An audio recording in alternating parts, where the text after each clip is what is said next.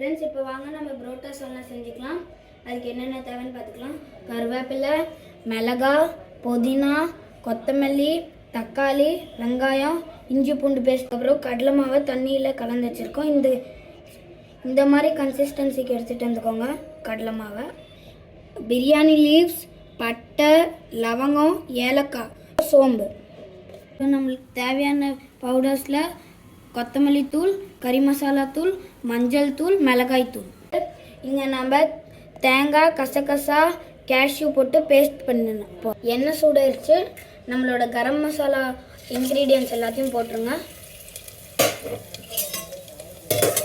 இந்த இடத்துல வெங்காயத்தை போட்டுக்கோங்க. நல்லா வணங்கிருச்சு நம்மளோட கரம் மசாலா.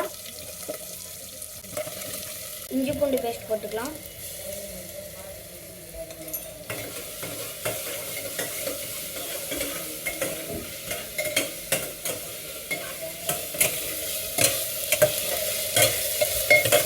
இஞ்சி பூண்டு பேஸ்ட்டோட நல்லா பச்சை வாசம் போயிடுச்சு. இந்த இடத்துல தக்காளி போட்டுக்கோங்க. கருவேப்பிலை, மிளகாய், பச்சை மிளகாவையும் போட்டுக்கோங்க.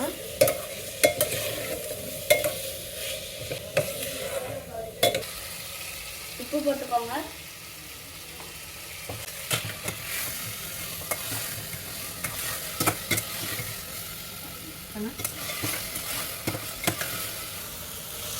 கொத்தமல்லி, புதினா ஆட் பண்ணிக்கோங்க. இதில்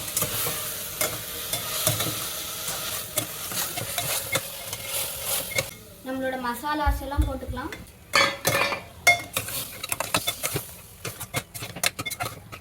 தண்ணி ஊற்றிக்கலாம். நம்ம தண்ணி ஊற்றி வச்சது கொதி வந்துருச்சு. இப்போ நம்ம கடலை மாவு தண்ணியில் கரைச்சி வச்சுருக்கோம், அதையும் ஊற்றிடலாம். இதில் இது ஒரு 5 மினிட்ஸ் தண்ணியிலேயே கொதிக்கணும்.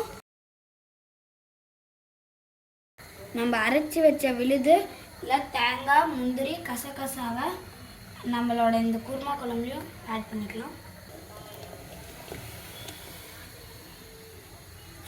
இது பொங்கின வாட்டி ஆஃப் பண்ணிடுங்க.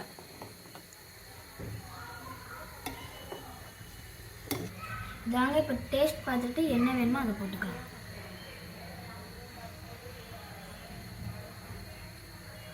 கொஞ்சம் உப்பு கம்மியாக இருக்குது, உப்பு போட்டுக்கலாம்.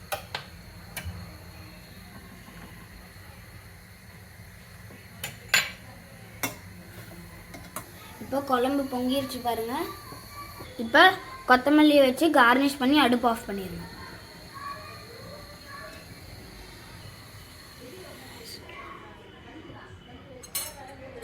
நம்மளோட புரோட்டா சால்னா ரெடி ஆயிடுச்சு. வாங்க இதை டேஸ்ட் பண்ணிக்கலாம்.